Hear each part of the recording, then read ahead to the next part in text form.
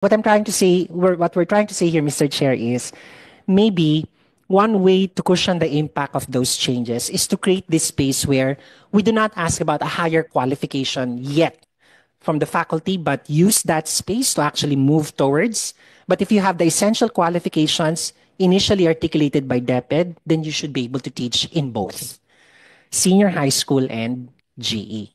So I'll stop here, Mr. Chair. These are initial insights coming from the Commission. And I'd like to take this opportunity that nagpapasalamat po kami dahil sa unang pagkakataon, nag-uusap yung mga ahensya, saan tayo pupunta. I think that's a huge milestone to celebrate. Thank you, Mr. Chair. Maraming salamat after 13 years. Nag-usap rin kayo. Siguro kung nag-usap kayo 13 years ago, baka wala na tayong problema ngayon. But it's really, kidding aside, it's really a milestone. And I saw the number of days and also corroborated by briefing earlier that there were really intense collaboration between DepEd, CHED, and also TESDA. I've been monitoring the interaction between Secretary Angara and Secretary Benitez. And we'll talk about the Tech Pro later on. But I just want to just ask a few questions to CHED through Dr. Fermin. On your slide 20, no? And of course, this is the Committee on Basic Education, but I have some questions on your presentation. Slide 20, ComSec.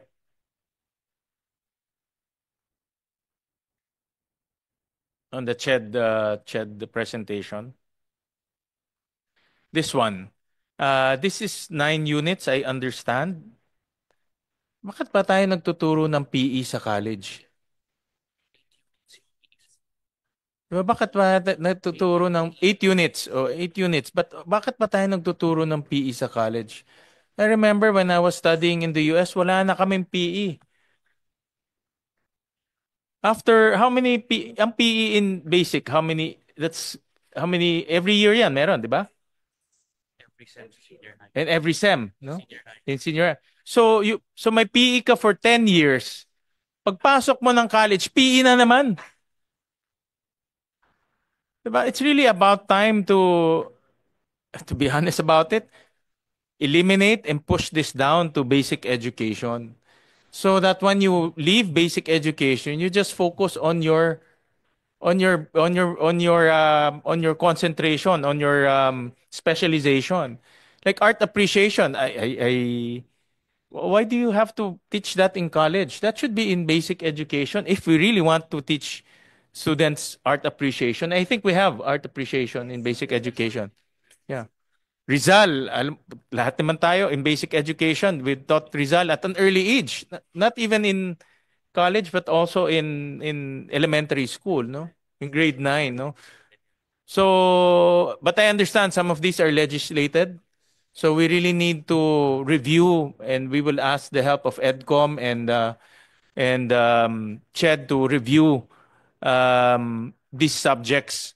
If we can amend the law, if those other subjects are not in the form of law, then I'm urging CHED to review this already and eliminate as possible. Top of mind is PE. No, I don't think PE is a requirement for higher education learning. No? So the rest, maybe we can review it. But the concept here, if we can push this down to basic education, because basic education should be universal. No? Everyone should learn all of these subjects. So if we can push some of this to basic education, then that will be the best case. At least when they now transfer to higher education, they're focused on their specialization, research, more intense discussion on their subject. No? So again, I'd like to, I'm urging the CHED to review these subjects. Before I call EDCOM, just one more thing. No? On slide 7 of the CHED presentation, and this actually encapsulates the comments that we get from our parents and our stakeholders, no?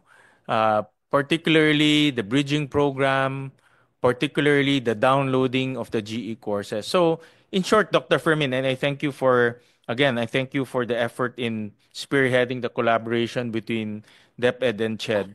But can we, based on the new curriculum, can we assure our parents that the bridging program will no longer be necessary in college, no?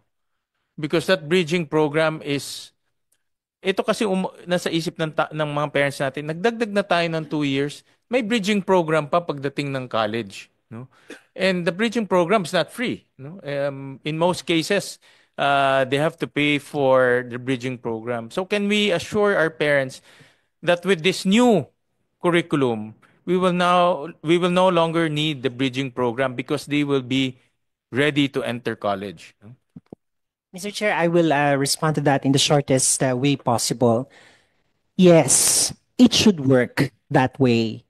But we will need that joint order, Mr. Chair, to articulate what the minimum qualification really is so that universities may be guided, oh, wala namang sinabi dyan na magbe-bridging kayo whatsoever. Then let us lay that down very clearly.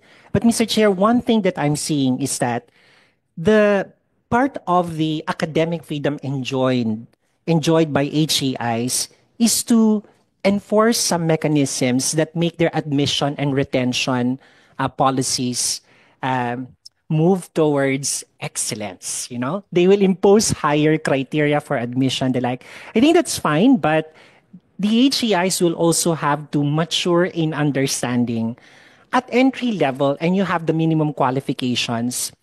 Will you prevent that potential human capital contribution from moving forward by imposing a number of other bridging or enrichment courses rather than taking it upon yourself as the institution to really make sure you polish that student given whatever updates you will do in the prof ed and the specialization courses, because otherwise we will repeat the same mistakes, Mr. Chair. So that's where we are coming from. Thank you. I want to take this opportunity to make sure that this new curriculum, the strengthened senior high school curriculum, will address the bridging program issue, no? And that's why, because we're already reforming the curriculum, so that by reforming it, we're now assuring the public that this bridging program will no longer be needed because we have already reformed the curriculum. We don't want a scenario wherein we reform the curriculum but the end goal is the same. May bridging program pa rin, no? So that's one of the things that I want to flag DepEd, that to work together with CHED to make sure that the minimum qualifications for college, for being college ready, is met with our senior high school. The other question, Dr. Fermin, is number 2, no? Downloading of GE courses senior high school. Again, with our new strengthened senior high school curriculum, have we already downloaded the GE courses in the new curriculum, no? Yeah. So, Mr. Chair and Dr. Blay can attest to this. That's why, Mr. Chair, I articulated in the slide that in the original exercise, we did the articulation of the 5 subjects already. This is slide number 18, Mr. Chair. So the initial direction is that if you notice those 5G courses, they have semblance and similar directions as the proposed senior high school core. The secret, Mr. Chair, is the people who the people who are delivering and designing those 5G courses sat with their counterparts in senior high school to really once and for all answer the question, oh, why are you teaching that in college? Meron pala sa senior high school, and so on and so forth. So that one we could guarantee, Mr. Chair. I don't know if the other technical experts in higher education listening to me will disagree, but let's call it like that. Sa totoo lang, may relasyon po sila. Huwag nating ikubli yung relasyon. Thank you. Thank you. Well, that's good news, and I think a lot of our parents will be very happy. This is actually showing